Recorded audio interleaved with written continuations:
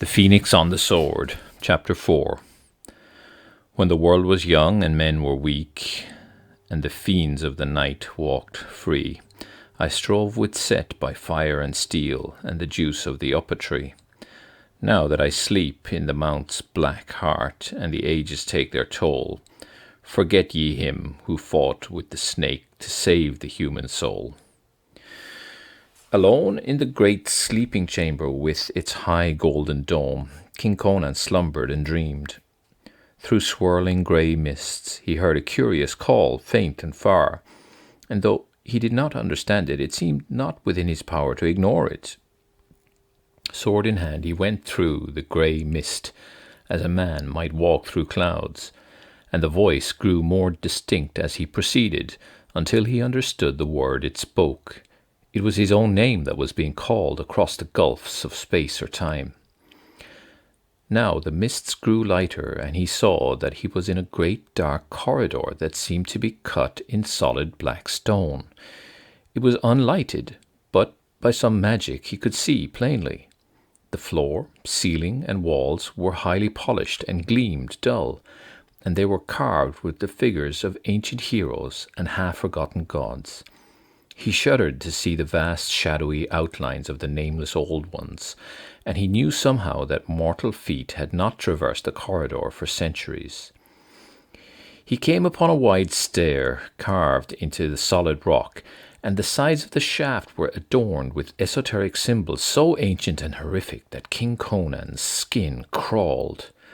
The steps were carven, each with the abhorrent figure of the old serpent Set, so that each step he planted his heel on the head of the snake, as it was intended from the old times. But he was none the less at ease for all that. But the voice called him on, and at last, in darkness that would have been impenetrable to his material eyes, he came into a strange crypt, and saw a vague, white-bearded figure sitting on a tomb. Conan's hair rose up, and he grasped his sword, but the figure spoke in sepulchral tones. "O man, do you know me?" "Not I, by Crom," swore the king. "Man," said the ancient, "I am Epimetheus." "But Epimetheus the sage has been dead for 1,500 years, stammered Conan. "Hearken," spoke the other commandingly. "As a pebble cast into the dark lake sends ripples to the further shores, happenings in the unseen world have broken like waves on my slumber. I have marked you well, Conan of Cimmeria, and the stamp of mighty happenings and great deeds is upon you. But dooms are loose in the land against which your sword cannot aid you." "You speak in riddles," said Conan uneasily. "Let me see my foe, and I'll cleave his skull to the teeth." "Loose your barbarian fury against your foes of flesh and blood," answered the ancient. "It is not against men I must shield you.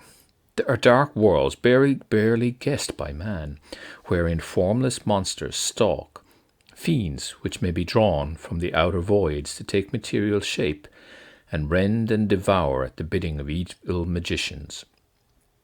There is a serpent in your house, O king, an adder in your kingdom, come up from Stygia, with the dark wisdom of the shadows in his murky soul.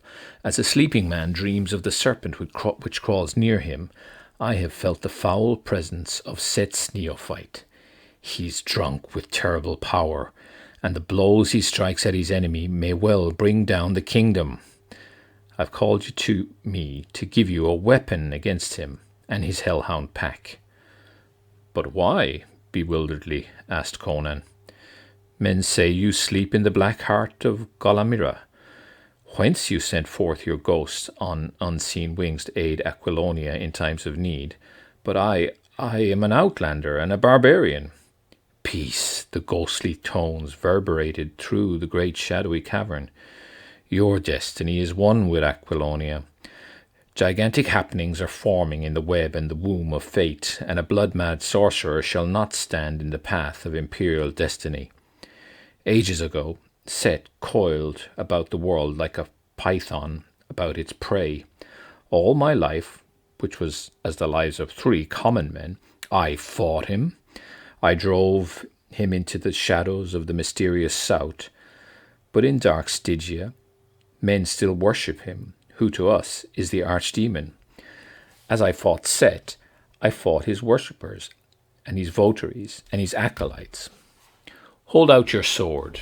Wondering, Conan did so, and on the great blade, close to the heavy silver guard, the ancient traced with a bony finger a strange symbol that glowed like white fire in the shadows. And on the instant crypt, tomb and ancient vanished, and Conan, bewildered, sprang from his couch in the great golden domed chamber. And as he stood bewildered at the strangeness of his dream, he realized that he was gripping his sword in his hand, and his hair prickled at the nape of his neck, for on the broad blade was carven a symbol, the outline of a phoenix, and he remembered that on the tomb in the crypt he had seen what he had thought to be a similar figure, carven of stone. Now he wondered if it had been but a stone figure, and his skin crawled at the strangeness of it all. Then, as he stood, a stealthy sound in the corridor outside brought him to life, and without stopping to investigate it, he began to don his armor. Again he was the barbarian, suspicious and alert as a grey wolf at bay.